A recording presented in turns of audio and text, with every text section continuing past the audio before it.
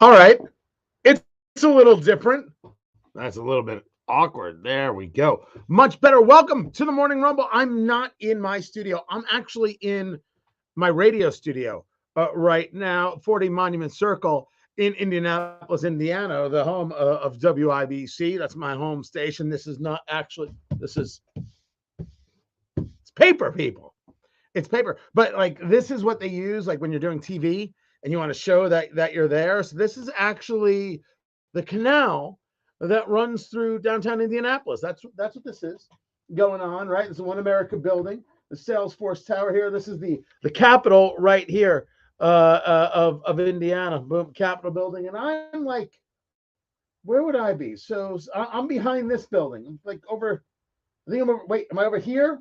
Maybe I'm over here because that's the Regent's Tower. Doesn't matter. It's good to be with you right now. I had to be downtown today, so I've got a bit of a makeshift studio, makeshift microphone thing going on, but I am not in any way devoid of content. However, I'm clearly changing the show around. We're going to be making changes over the next couple of weeks because we've kind of developed a better way to do this and a better way to do the show here. Of course, the Morning Rumble is brought to you by the good people at Americans for Prosperity, AmericansForProsperity.org. Very much appreciate them and the work that they do in allowing me to do this. And I'm a big believer, of course, in the idea of economic responsibility. And I'm a big believer, of course, in personal liberty and free speech and being able to have conversations. And I like calling out the misfits and the liars. I don't mind the misfits, but calling them out is extremely important. And the more they talk, the more they need to be called out. Here is one of the misfits. This is Jen Psaki, White House press secretary, responding to the governor of Texas, Greg Abbott, who has announced that he's going to take these illegal immigrants who are just, hey, welcome to Texas. You know, Texas's problem. Have a nice day. And he's going to put them on buses and send them to Washington, D.C. That's what he's going to do. And here's how she responded. Now that the Texas governor is saying that he's going to start busing border crossers to Washington, D.C., when they get here, are you guys going to help them find a place to stay and something for them to do? Well, I'm not aware of what authority the governor would be doing that under. I think it's pretty clear this is a publicity stunt. His own office admits that a migrant would need to voluntarily be transported, and then he can't compel them to because, again, enforcement of our country's immigration laws lies with the federal government, not a state. Washington, D.C.? Well, listen, I don't know, but I know that the governor of Texas or any state does not have the legal authority to compel anyone to get on a bus. You're absolutely right. He doesn't. He doesn't have any legal authority to compel anybody to get on a bus. This is very, very true, Jen Psaki. But don't you know that's not the story? The story is not whether or not the governor of Texas has the authority. How is he going to get anybody on a bus? We knew this from the beginning. It's that he's highlighting the problem that is you, your boss, the administration, what you're doing to the country. That's the story, and you just made it bigger. You amplified the story. What were you thinking that you were, I got him. Oh, he thinks he can do this, but I know the law over here. The story here is that you have no thoughts to the idea of what we're doing at the border. You don't care about what we're doing at the border. You're fine with what's happening at the border. The horror, the nightmare. You know, we're set up as a nation to handle 5,000 people a day. And we're handling 8,000 people a day. We're stretched thin. Well, if you get rid of Title 42, which is about CDC and health departments saying, we've got this virus going around, communicable diseases going around. We just have to be able to quickly deport people. Well, they're going to remove that, and we're going to hear about numbers of 18,000 people a day trying to get into the country. We're not just stretched thin, we're broken at that moment. Why are there so many progressives who want the country broken? This isn't even a political conversation. And if you want to talk about one of the ways the show is changing, if I can't just scream and yell at people. I don't have that capacity. I mean, I can do red meat as good as the next guy, but I'm really convinced. And I think that people who go the red meat route, they get way more subscribers, they get way more followers. I get it, but I don't want to join them in that. How about just a logical look at the situation and asking what the hell is going on? How can you have this at the border and think you're doing good? How can you make this claim that there's this terrible humanitarian issue going on at the border and not recognize that Congress is the one that can fix it? And they don't, because they don't care to fix it. It doesn't matter to them if they fix it. That's obvious. It's clear. So why don't we say so? Why don't we recognize that they don't give a damn if it gets fixed? And maybe replace them. Definitely, definitively replace them. And see that there's nothing political in that. There's just rational thought in that. Jen Psaki cannot defend the immigration policy of her party, nor could she make the claim that it's somehow more humanitarian. She can't do it because it's not humanitarian at all. So this is when I talk about the misfits, she's a misfit. She's going to take on Abbott by saying he can't put those migrants on buses. First of all, they're illegal immigrants, and we should say so. And secondly, you're right, but that was never the plan. The plan was for you to have to deal with the fact that you've got a terrible immigration policy and you don't care who gets hurt. That's you. But of course, one of the big stories was that Ketanji Brown Jackson has been confirmed as now Justice Ketanji Brown Jackson, and she will take her spot on the Supreme Court when Stephen Breyer retires, which I think is this summer, right? I think it's this summer. And so it got announced. She's got it. And you got to watch the video to the end, and you'll see one lonely Mitt Romney. Are 53, the nays are 47, and this nomination is confirmed.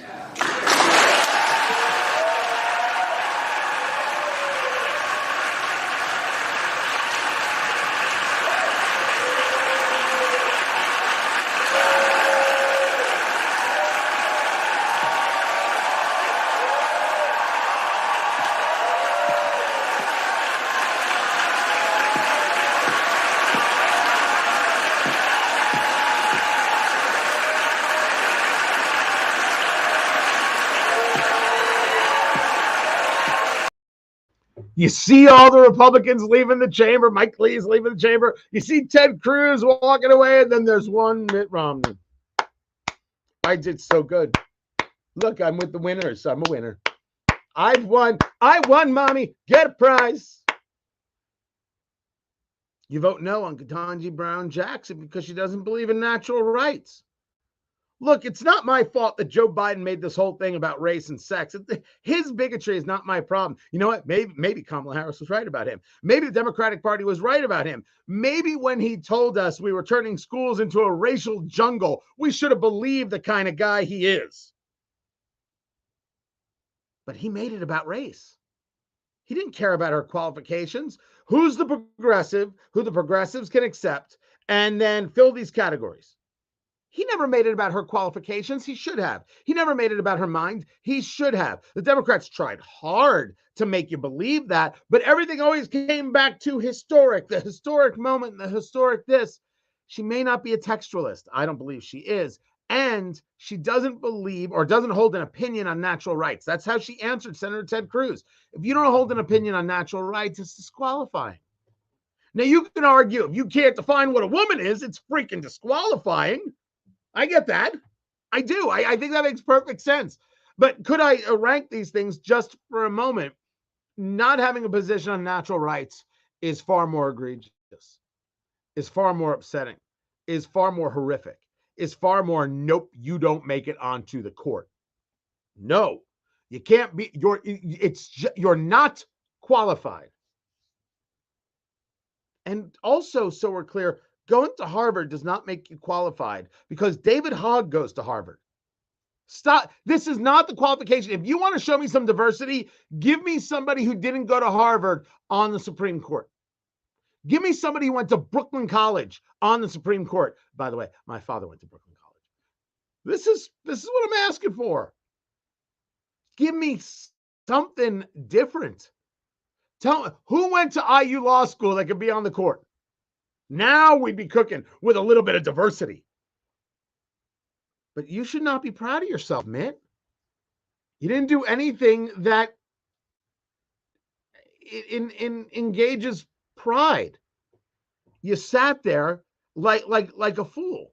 Now, let me disagree with you, Larry. Let me disagree with you, Larry.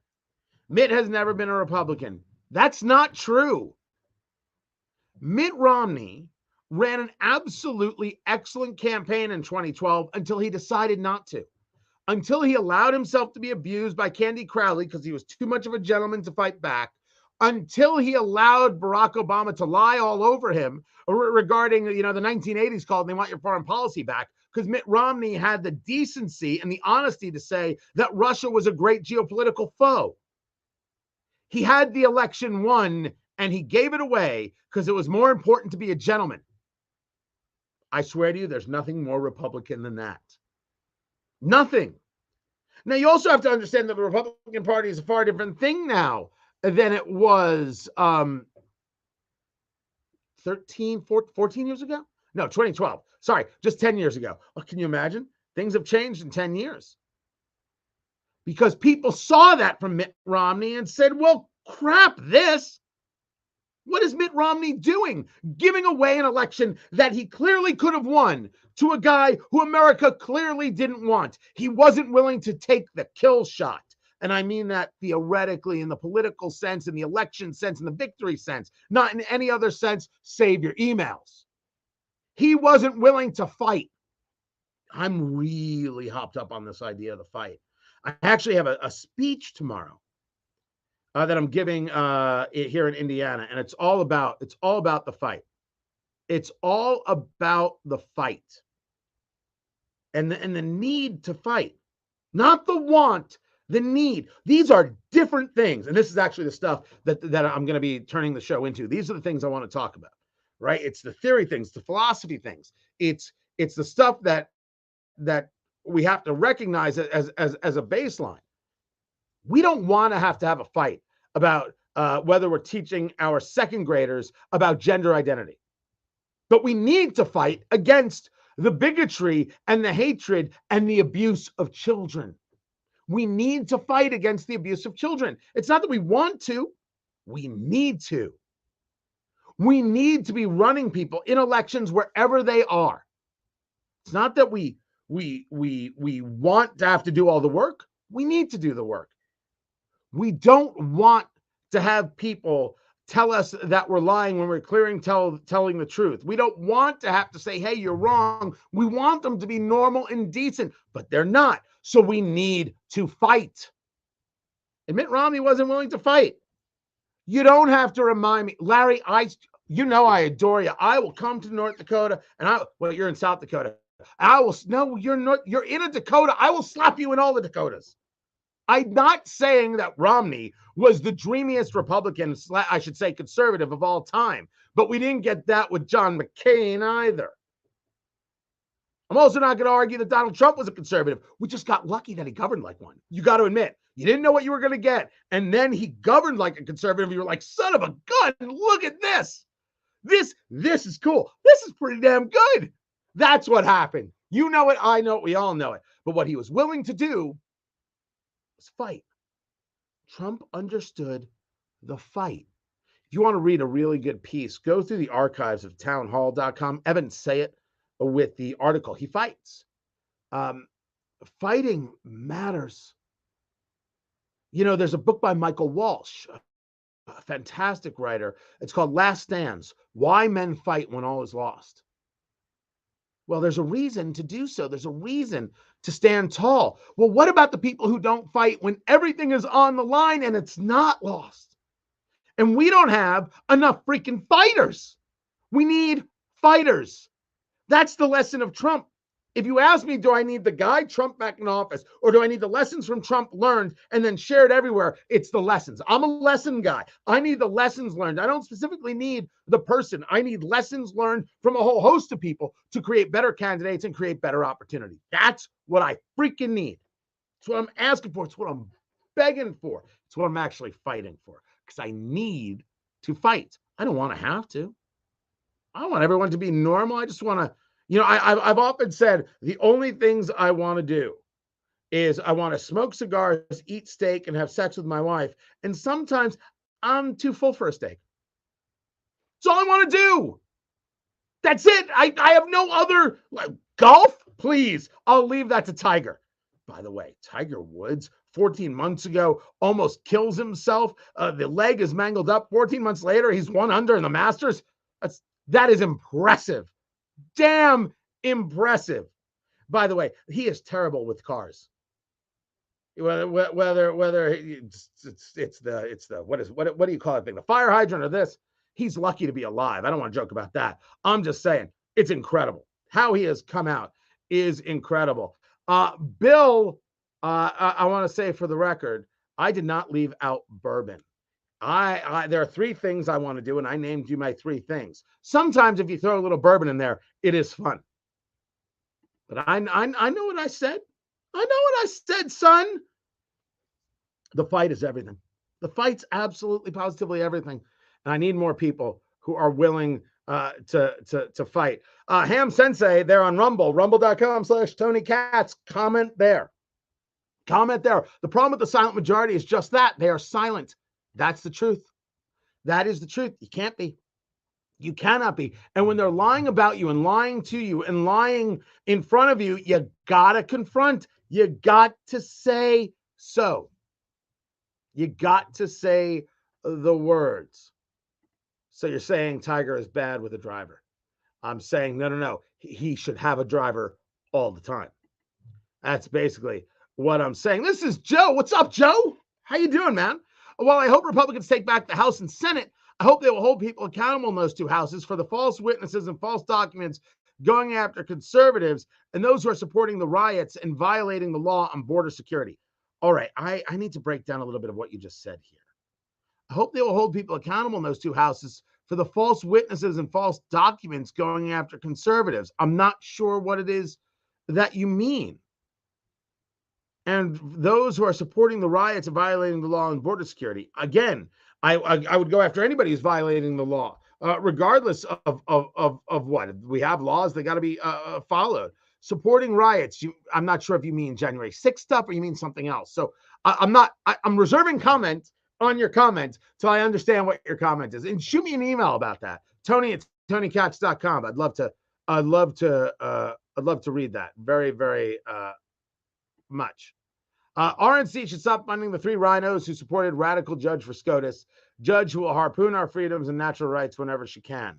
Chris, good to have you here. It's an interesting take that the RNC should not give the money to, that would be Mitt Romney, that would be Lisa Murkowski of Alaska, and Susan Collins of Maine. Susan Collins is always an issue. And Susan Collins is an issue because you want to have majorities, but it's Maine. And Maine is a little weirdo. And I think that's the way people see it.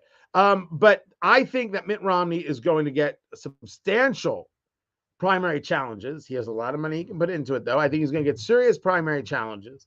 And I think Murkowski will, too. Now, Murkowski is a very popular name in Alaska. But I would argue that they may know their time is up in this regard. But let's see where we are. I'm not sure when all of their elections are. Let's see where they are with that. That said, guys, a little early on the ending of the show today, but much more comedy, much more entertainment, much more interviews. That's what I want to do. That's all I want to do. It's all I damn well want to do. And so I don't know why I'm wasting time. I just want to do it. And Americans for Prosperity is in. They're like, yeah, sure. Yeah, look, share good things, let people know about who we are, americansforprosperity.org. And we're cool with everything. And I'm like, that's awesome. That is awesome. So with that, we're going to do cool stuff. I'm glad you guys are here. Make sure you subscribe. Rumble.com/Tony Katz. Please do me a favor and subscribe. Please share the videos. Get them everywhere. We want more people. We want more people out there sharing what's going on here and building up this channel because we've got cool things coming all the way around. Really, really appreciate it. WIBC.com for Tony Katz Today. That's the radio show at noon. And I will catch you then, WIBC.com. Guys, thank you. Talk to you later.